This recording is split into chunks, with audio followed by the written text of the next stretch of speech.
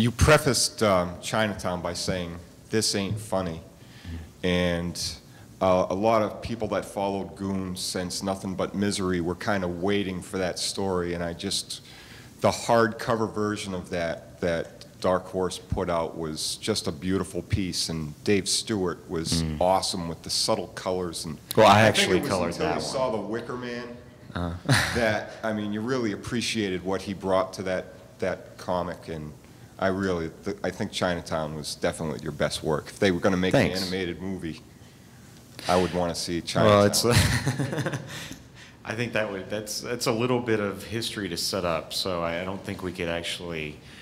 That might be a cool sequel or something, but I don't think is a first, film. Because Chinatown kind of builds off the history that we already have built up there, But thank you. Yeah, I was really happy with that. Our book designer, Amy Arntz, did a great job with that book. I love it. Yeah, and Dave has been awesome since he's came on the book, and yeah, he does amazing work. What I love about it is, every once in a while, you have your deadline. You have to let panels go. I mean, that's the business. You got to get the book in. But every time I think a panel, he's like, "Oh, that one's really weak. I hate that I had to let that one go." He always comes in and does something cool with it and makes it look better than it should. So, yeah, that's great work. Yeah. Next.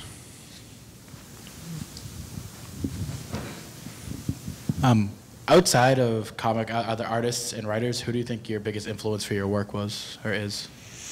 I think Mike Mignola and Jeff Smith are pretty big influences. Not just in comics, but in the business aspect of how they've handled their careers and how they were able to do their own work and not have to. I mean, especially Jeff Smith. I mean, he took a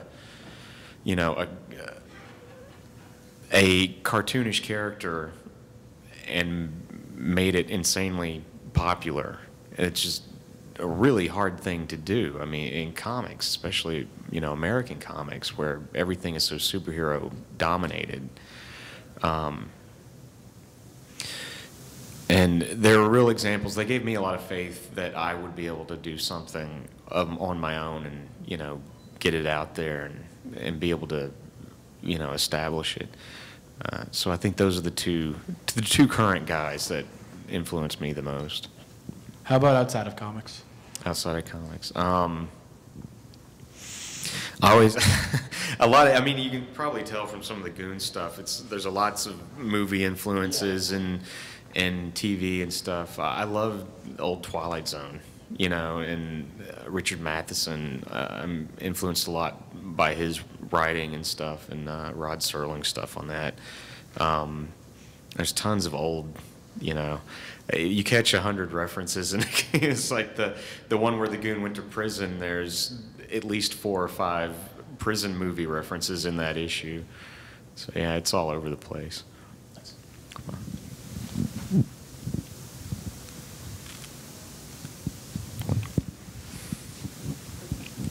I'm sort of curious how you feel about the influence that you've had on fellow artists too.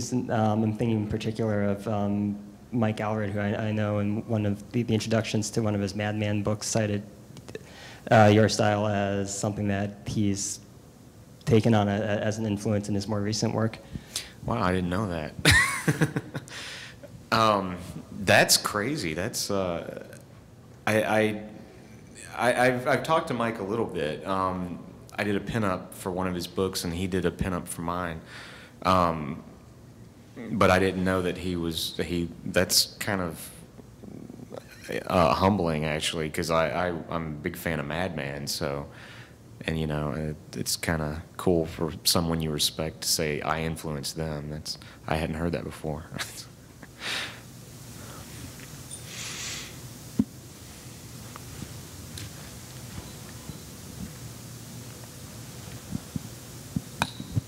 Hi, I was just wondering how your association with the Star Wars project you worked on for Dark Horse, how did that come about, and what was it like working with Lucasfilm and kind of under their...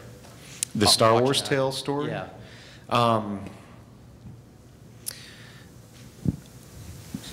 There didn't seem to be too much involvement with Lucasfilm. I mean, you have to get approved. They have to approve you for a project. But I think because it was an anthology story, and it wasn't dealing really with any kind of future continuity stuff. I mean, it was a Greedo story, so everyone knows he dies, and so it's kind of like, yeah, do whatever. He's going to be dead anyway. It was fun. It was fun just because, you know, everybody, if you grew up post, you know, Star Wars, you grew up in the Star Wars world, so you love Star Wars. So it was fun to do. I'm glad I did it before the prequels came out, because I don't think the passion would have been there as much. But yeah, I actually had a little bit. It was a little bit more difficult doing the Buffy stuff. Because I had to get character approval and stuff, so I had to submit sketches of the actors that I was working on in the books and get some approval. But all in all, it's pretty fun.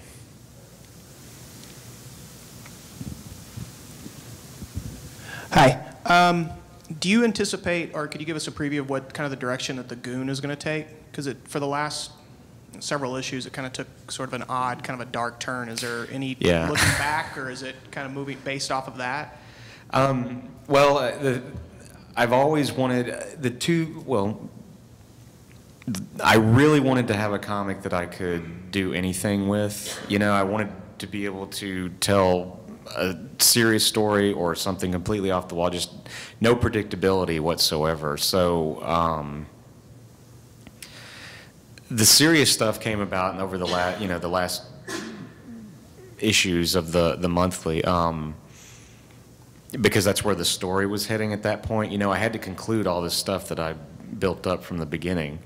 But now I'm in the mood, and I'm looking forward to actually doing more of the insane kind of Python-esque comedy issues that were in the earlier books, you know. So it's going to go back and forth. There's some serious stories I want to tell, and you know, but it's fun to do the poop jokes too. So. Yeah. What else?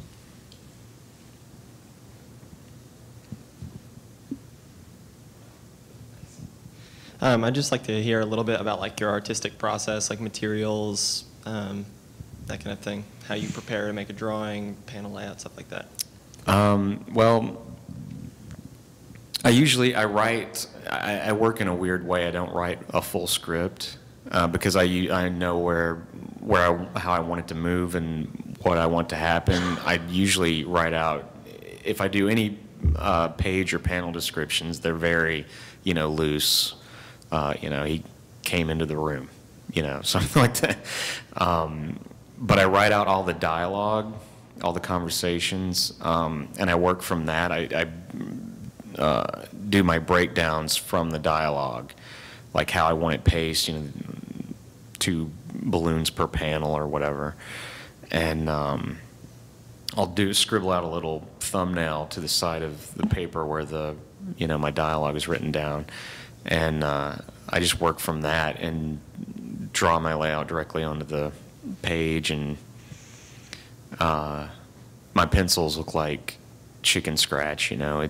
They're really loose, and I ink with Winsor Newton Series 7 number 2 brush and Winsor Newton ink, and I do a lot of washes and pencil work, but I don't use any really specific specialized material or anything like that. It's usually what I have on hand, whether it's, you know, number 2 pencil or something. So I really believe in adapting, you know, and experimenting with stuff that you use. And that's why if you look at a lot of issues of the Goon, they're all over the place, and stylistically they change a lot.